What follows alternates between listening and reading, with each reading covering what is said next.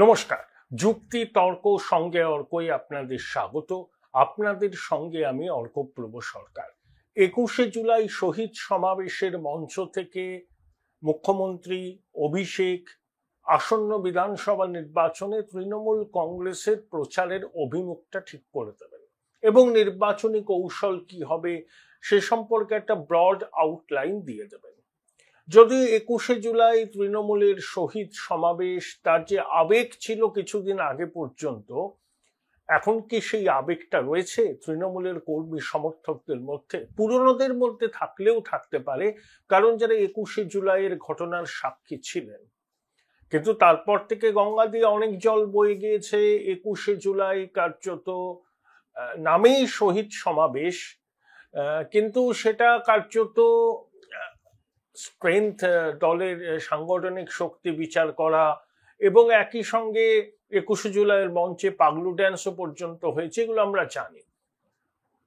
21শে জুলাই 93 সালে যিনি যুব কংগ্রেসের কর্মী সমর্থকদের উপর গুলি চালাবার নির্দেশ দিয়েছেন বলে অভিযোগ, সেই ভদ্রলোক তৃণমূল জমানায় মন্ত্রী হয়েছেন, বিধায়ক হয়েছেন, রাজ্যসভার সাংসদ হয়েছেন। 21শে জুলাই সুশান্ত বাবুর একটা কমিশন গঠন করা হয়েছিল প্রাক্তন বিচারপতির নেতৃত্বে।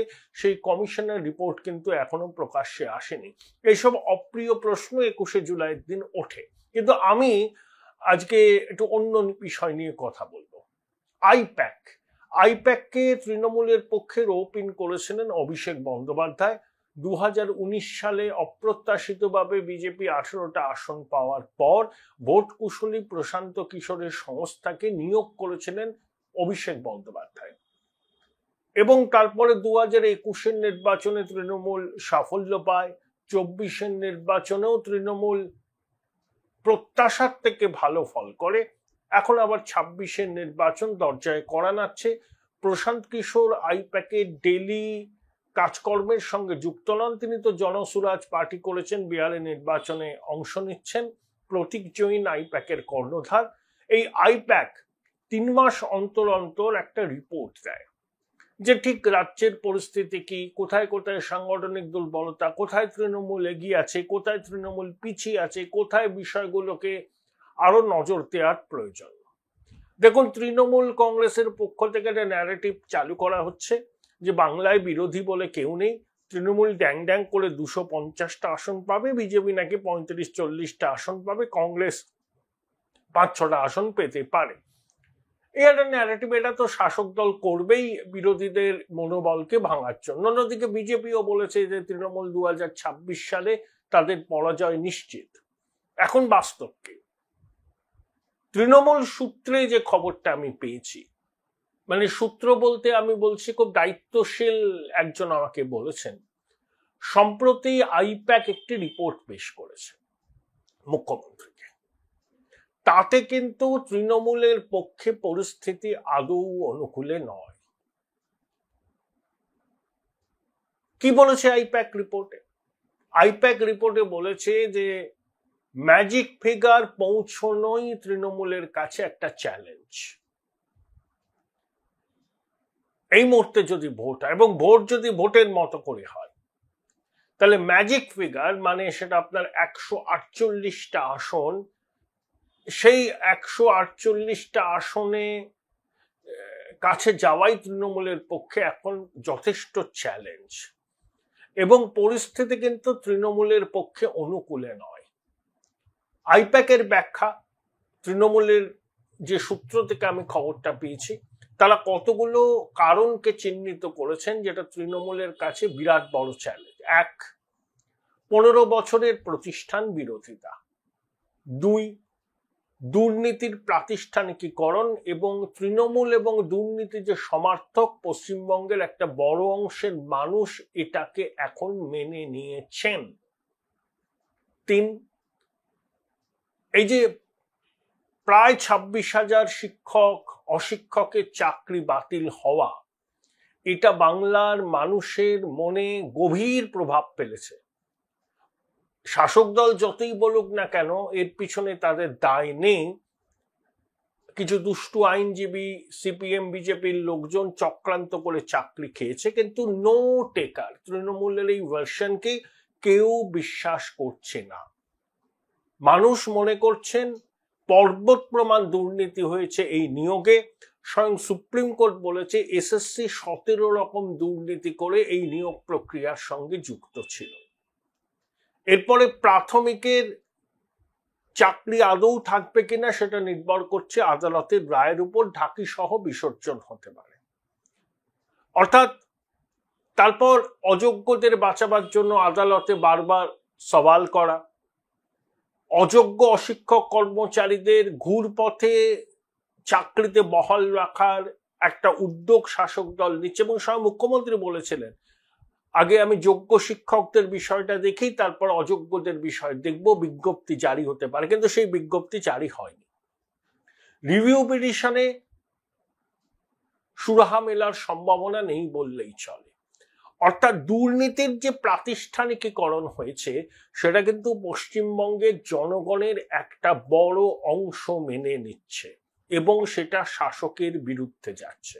4, তৃণমূল বহু সামাজিক কর্মসূচি চালু করেছে এবং সেই সামাজিক কর্মসূচিগুলোর অনেকটারই আমি সমর্থক, যেমন কন্যাশ্রী, লক্ষ্মীর ভান্ডার ইত্যাদি। কিন্তু এগুলো ডিসকাউন্টেড হয়ে গেছে। এখন যে দলই ক্ষমতায় আসুক না কেন তারা এই ধরনের প্রকল্প কখনোই বন্ধ করবে। ধরুন বিজেপি অন্নপূর্ণা ভান্ডার চালু করবে বলেছে, ক্ষমতায় আসে, তাহলে লক্ষ্মীর ভান্ডার থেকে অন্নপূর্ণা ভান্ডারে মাতৃশক্তিকে দেওয়া টাকার অঙ্ক বাড়বে। সুতরাং লক্ষ্মীর ভান্ডার আর গেম চেঞ্জার হচ্ছে না, এটা কিন্তু আইপ্যাক স্পষ্টভাবে জানিয়ে দিয়েছে। লক্ষ্মীর ভান্ডারের বাড়তি কোনো অ্যাডভান্টেজ তৃণমূল আর নতুন করে পাবেই না। 5, ধর্মীয় মেরুকরণ চূড়ান্ত হয়ে গেছে। তৃণমূল যে ওই বলছে না যে বাংলায় কথা বললেই বাংলাদেশি বলে দাগিয়ে দেওয়া হচ্ছে, অত্যাচার হচ্ছে, এটাও কিন্তু এনি টেকার।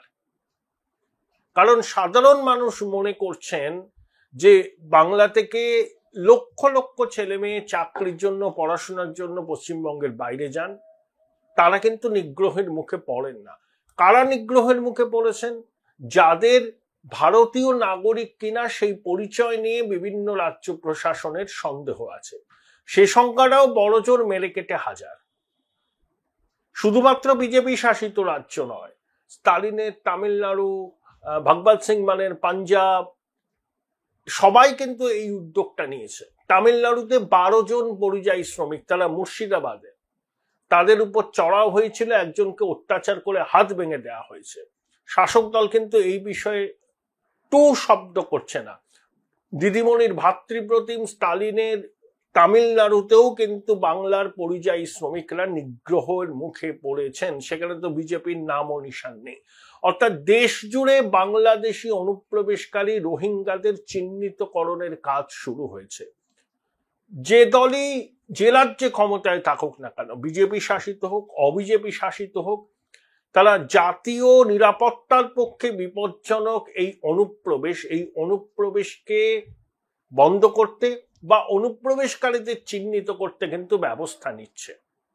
আর মুখ্যমন্ত্রী যেভাবে বলছেন না বাংলায় কথা বললেই নিগ্রহ হচ্ছে, এটা পশ্চিমবঙ্গের মানুষের একটা বড় অংশ মনে করছে এটা মুখ্যমন্ত্রী তার ভোট ব্যাংককে বার্তা দিচ্ছেন, তার সংখ্যালঘু ভোট ব্যাংকে।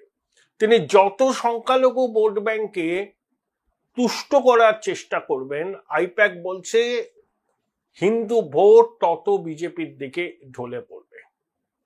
এবং এবার হিন্দু ভোট তৃণমূলের হিন্দু ভোট থেকেও যাবে বিজেপির দিকে। বাম কংগ্রেসের যে সামান্য অবশিষ্ট সমর্থন আছে তারও একটা বড়সড় ধস নামবে। এই বিষয়গুলোকেই মোটামুটি চিহ্নিত করেছেন।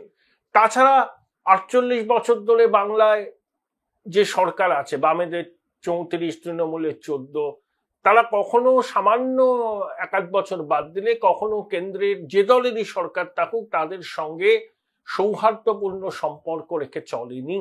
বাম জমানাতেও আমরা কেন্দ্রীয় বঞ্চনার কথা শুনেছি, কেন্দ্র দেয় না, কেন্দ্র ভাতে মারতে চাইছে। তৃণমূল তো আর এক কাঠি সরেস, তারা এটাকে আরো উচ্চ স্বরে নিয়ে গেছে। তাই পশ্চিমবঙ্গে প্রচুর নতুন ভোটার, নতুন প্রজন্ম, তারা কিন্তু এই কেন্দ্র রাজ্য সংঘাত চাইছে না, তারা চাইছে কেন্দ্রের সঙ্গে একটা সহাবস্থানের মাধ্যমে রাজনীতি হোক, যাতে বাংলার উন্নতি হয়, বাংলায় ইন্ডাস্ট্রি আসে, কর্মসংস্থানের সুযোগ বাড়ে। তাই কেন্দ্র বিরোধী তৃণমূলের যে অবস্থান, সেই অবস্থানও এবার কিন্তু ডিভিডেন্ড দেবে না। তামিলনাড়ুতেও তো বিজেপি সরকার আছে, কিন্তু স্টালিন রাজ্যের স্বার্থে, রাজ্যের শিল্পায়নের স্বার্থে, কর্মসংস্থানের স্বার্থে কেন্দ্রের সঙ্গে সহযোগিতামূলক নীতি নিয়েই চলেন, পায়ে পা লাগিয়ে ঝগড়া করেন না। এই বিষয়গুলো আইপ্যাক মোটামুটি চিহ্নিত করেছে। তাছাড়া তৃণমূলের গোষ্ঠীদ্বন্দ্ব, সংখ্যালঘুদের হাতে সংখ্যালঘুরা খুন হচ্ছেন, আবার এই সরকার নিজেকে সংখ্যালঘু দরদি বলে, এটার মধ্যে অদ্ভুত একটা দ্বিচারিতা আছে। এবং সংখ্যালঘুরাও যে লক স্টক অ্যান্ড ব্যারেল তৃণমূলকে ভোট দেবে তারও কিন্তু কোনো নিশ্চয়তা এবারে নেই, বিশেষ করে উত্তরবঙ্গে। আইপ্যাক বলেছে উত্তরবঙ্গে তৃণমূলের ফল খুব খারাপ হবে। কুচবিহার জেলায় মাত্র 2টো আসন তৃণমূল পেতে পারে, একটা হচ্ছে সিতাই, একটা হচ্ছে শীতলকুচি। আলিপুরদুয়ার, জলপাইগুড়ি, দার্জিলিং এ খাতা খুলতে পারবে না। মালদায় পেলেও একটা পেতে পারে, উত্তর দিনাজপুর, দক্ষিণ দিনাজপুর মিলিয়ে 5-6টা পেতে পারে। আগের বার তৃণমূল 24টা আসন পেয়েছিল উত্তরবঙ্গে, সেই আসন সংখ্যা এবার সিঙ্গেল ডিজিটে নেমে যেতে পারে উত্তরবঙ্গে। Join Indian Institute of Hotel Management now. Right choice, right decision. উত্তরবঙ্গে মালদা জেলায় যে সংখ্যালঘু অধ্যুষিত যে কয়েকটা আসন আছে, সেই আসনগুলো এবার কংগ্রেসের দিকে যাওয়ার সম্ভাবনা আছে। এবার আসুন দক্ষিণবঙ্গে। দক্ষিণবঙ্গে মুর্শিদাবাদে তৃণমূল 20টা বোধহয় আসন পেয়েছিল 22টার মধ্যে, মুর্শিদাবাদ এবং বহরমপুর পেয়েছিল বিজেপি। এবার হিন্দু অধ্যুষিত কান্দি, জলঙ্গি প্রভৃতি আসন বিজেপির পক্ষে যাওয়ার সম্ভাবনা, তৃণমূলের আসন কমবে।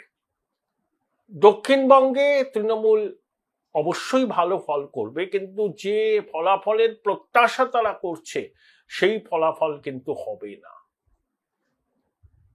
বিশেষ করে 2 মেদিনীপুর, ঝাড়গ্রাম, বাঁকুড়া, পুরুলিয়া, কলকাতার লাগোয়া কিছু অংশ, নদিয়া এবং আরো, মানে আমি এখন ডিটেলস অতটা বলা যায় না, সেখানে কিন্তু লড়াইটা খুব জবরদস্ত। উত্তর 24 পরগনা একটা বিস্তীর্ণ অংশে লড়াইটা কিন্তু জবরদস্ত। তাই যে 250টা আসন পাবে তৃণমূলের কোনো বিরোধী নেই, হাসতে হাসতে জিতবে, এই যে ন্যারেটিভ, এটা কিন্তু তৃণমূল তৈরি করেছে। আমি এর মধ্যে কোনো দোষের কিছু দেখি না। কেন?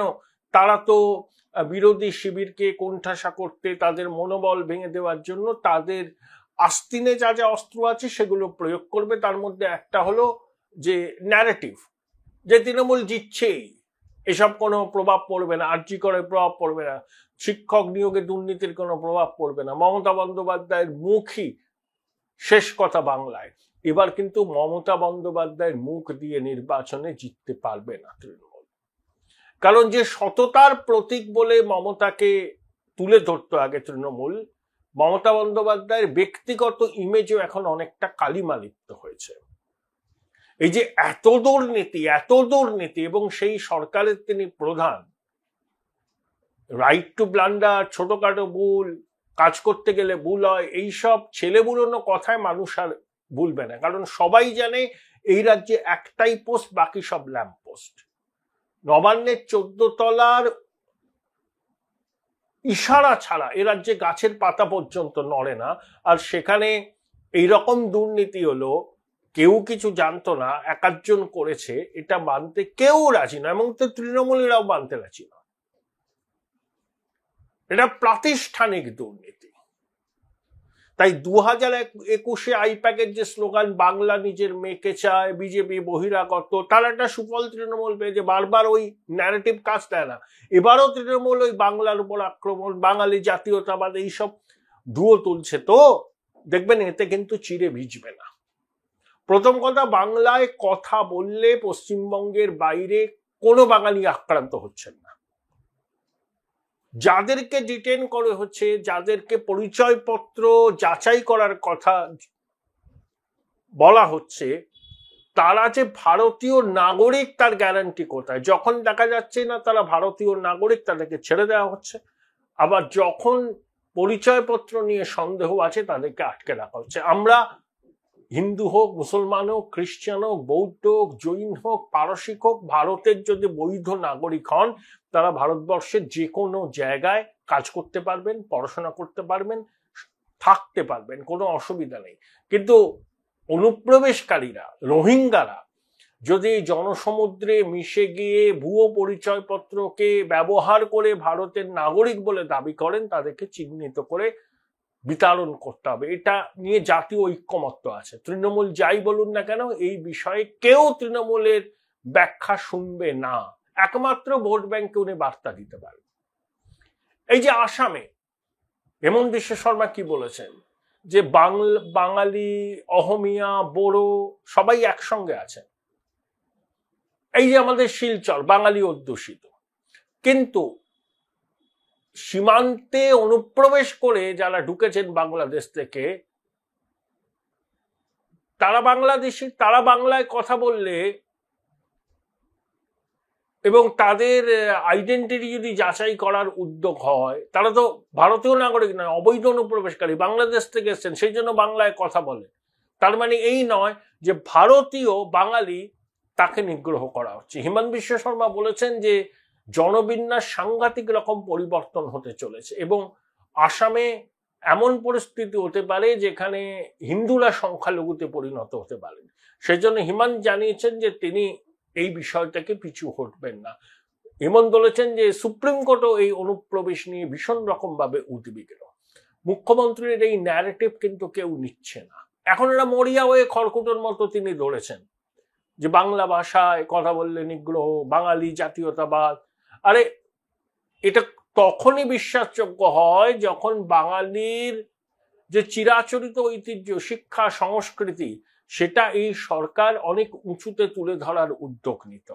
শিক্ষাটার মেরুদণ্ড ভেঙে গেছে।